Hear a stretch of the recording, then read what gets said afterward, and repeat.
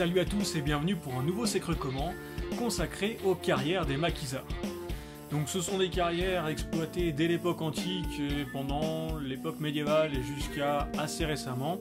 Et ces souterrains se trouvent pas loin de la région de Rouen.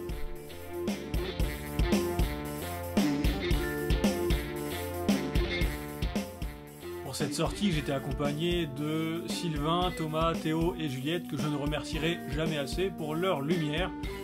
Puisque vous le voyez, c'est grâce à eux qu'on y voit quelque chose.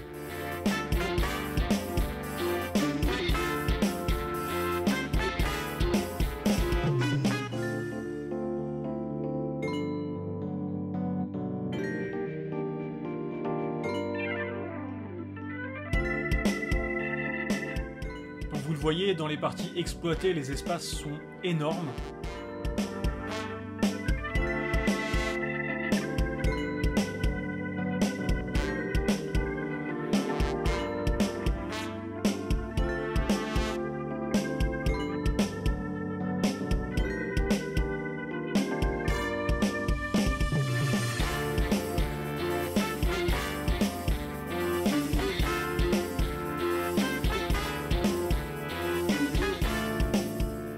Mais nous avons aussi une installation contemporaine qui date de la Seconde Guerre mondiale, une ancienne usine de production de V2 allemand et de création d'oxygène liquide pour la propulsion des V2.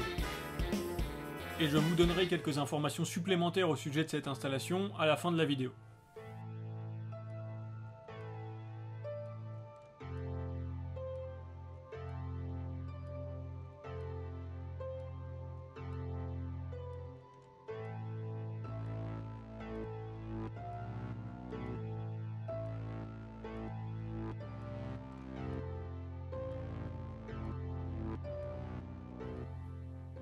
Là on est un petit peu plus profond dans des parties où les carrières ont été moins érodées par le temps.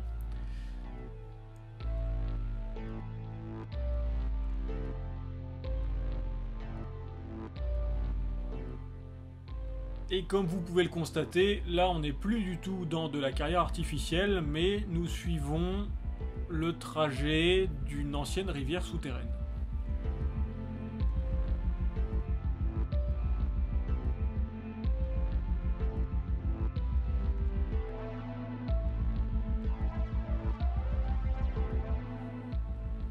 On m'a pas mal reproché de ne faire que de la spéléo artificielle parce que je m'intéresse principalement aux mines et aux carrières. Là on est dans du réseau naturel à 100%. Et vous pouvez le constater, c'est tortueux, ça a été creusé par l'eau.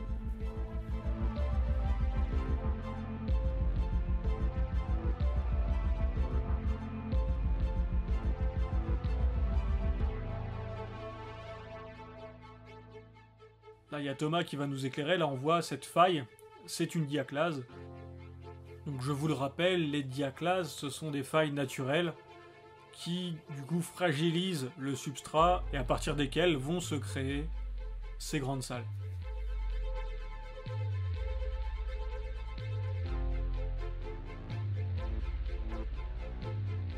Et sur le trajet de ce cours d'eau, je crois qu'on a une vingtaine de salles à traverser avant d'arriver tout au bout du réseau.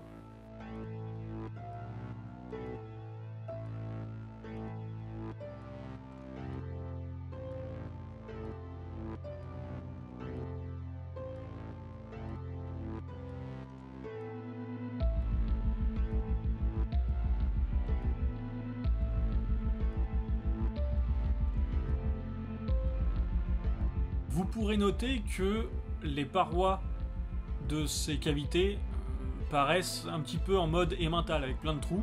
C'est tout simplement parce que la roche dans laquelle on évolue actuellement, c'est une roche calcaire dans laquelle il y a des bancs de silex. On va en voir un petit peu plus loin, mais gardez en tête que quand vous voyez des creux dans la roche calcaire, c'est souvent qu'il y avait un morceau de silex et il a pu se détacher avec l'usure du calcaire et la gravité.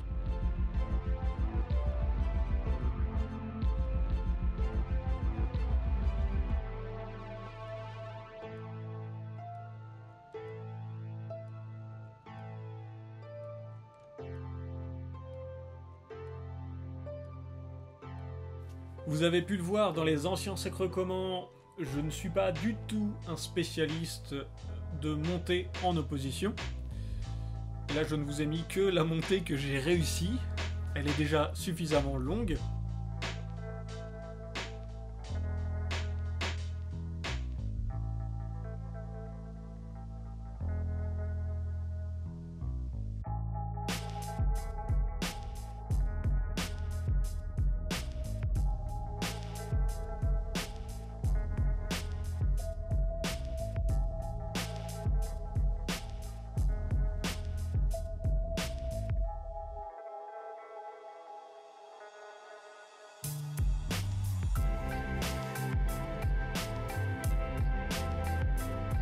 On se retrouve face à une ancienne chute, à l'époque où le cours d'eau passait dans ce souterrain. Un petit peu de corde, et là sur la montée, alors ça va couper parce que je n'avais plus de batterie dans ma GoPro, mais vous voyez les différents lits de calcaire et les inclusions de silex.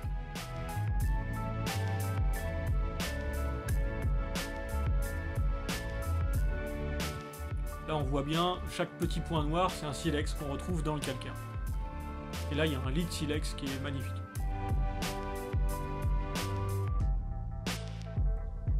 Au-dessus de cette cascade, on a une série de détroitures. Et là on est face à ce qu'on appelle une désobe en spéléo. C'est-à-dire que le cours d'eau qui empruntait cette cavité s'est bouché avec des sédiments au fur et à mesure. Et certains spéléos enlèvent tout simplement les sédiments pour retrouver la cavité d'origine, si on peut dire.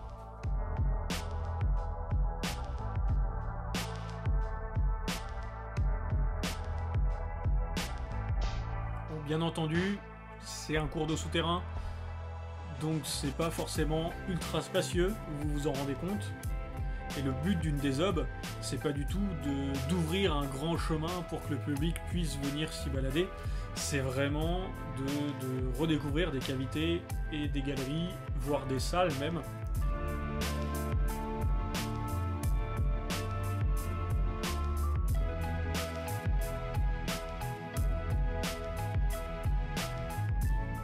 Une salle qui a été redécouverte en désobstruant l'ancien lit de ce cours d'eau. Donc il y a une galerie qui peut continuer. J'y suis pas allé parce que j'avais pas forcément envie de mettre le groupe en retard.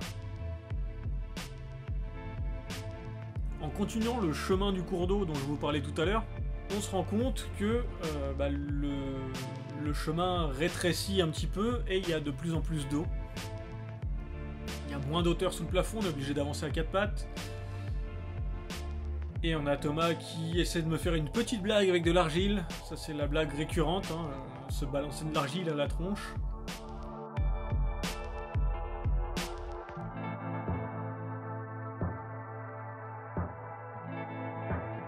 Là vous voyez bien dans le plafond toutes les inclusions de silex. Tous les trous dans lesquels il y a du silex et tous les petits bouts qui dépassent.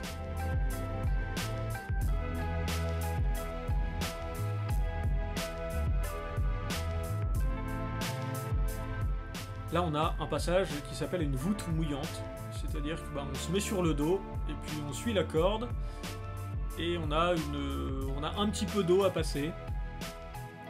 C'est un passage assez étrange. C'est un passage qui peut être assez intense parce qu'on voit pas où on va en fait, c'est assez marrant.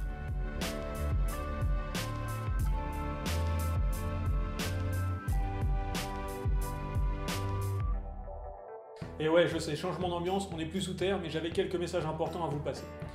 Déjà, je voudrais remercier l'équipe Spéléo d'Hérouville, le comité régional de spéléologie de Normandie, et les quelques personnes avec qui je suis allé sous terre, donc Sylvain, l'initiateur Spéléo, Théo, qui n'est pas encore initiateur, mais il a le niveau, Thomas et Juliette, parce que la sortie était très chouette. Vous l'avez peut-être pas vu, mais moi je l'ai ressenti, j'ai galéré autant sur corde qu'en opposition, comme d'habitude. Pour la petite histoire, on est allé ce jour-là dans les carrières des maquisards, pour réaliser quelques photos pour un article qui va sortir dans le Spéléomag du mois d'avril, je crois, donc il va sortir dans pas longtemps. à l'heure où cette vidéo sort. Hein, si vous la regardez dans 6 mois, il est déjà sorti. C'est le numéro 101 si vous le cherchez. Et cet article, il est en lien avec un très gros projet qui a été lancé par la Fédération française de spéléo, le rachat des carrières des maquisards. Il y a 3 points importants dans ce rachat. Ça sert à protéger les lieux pour les entraînements de spéléo. Ça sert à protéger les lieux pour les entraînements de spéléo secours. J'y reviendrai peut-être dans une vidéo un jour sur la spéléo. Et aussi la protection du patrimoine. Parce que vous l'avez vu, il y a des carrières anciennes ou plus contemporaines, il y a une ancienne base de V2, et il y a aussi tout un réseau naturel. Et pour protéger tout ce patrimoine, la Fédération française de spéléologie a investi de l'argent. Mais c'est un investissement, c'est une avance. Ce qui fait que maintenant, on a besoin de toutes les petites mains pour protéger ce patrimoine.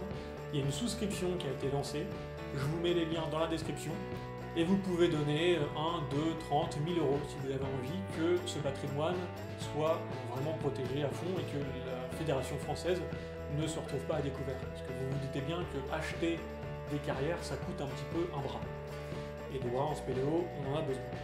Sachez pour la petite info que si vous mettez 30 euros, vous aurez le droit à une initiation dans ces carrières. Ce qui fait que ça vous permettra de visiter la base V2, de faire peut-être un petit peu de corde, un peu d'opposition. Enfin, vous verrez là où j'en ai chié moi. J'ai pas pu tout vous montrer puisque les carrières sont assez grandes et ma lampe était une lampe de merde. Donc il n'y a pas assez de lumière, ma GoPro capte pas tout. Merci d'avoir écouté ce message jusqu'au bout. Et puis pour les plus courageux d'entre vous, je vous laisse un bonus à la fin avec une petite musique qui fait peur. Spoiler alerte, j'ai failli crever.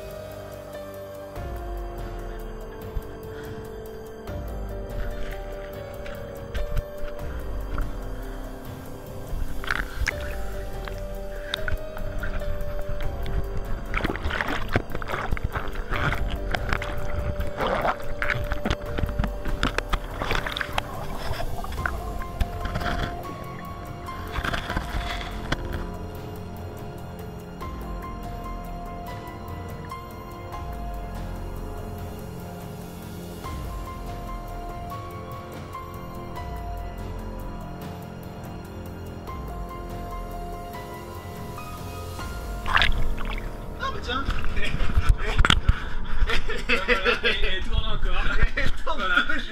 Donc j'ai voulu faire le buzz en me noyant et j'ai raté. Mais merci d'avoir suivi cette vidéo. On se retrouve très bientôt pour un prochain C'est Creux Comment.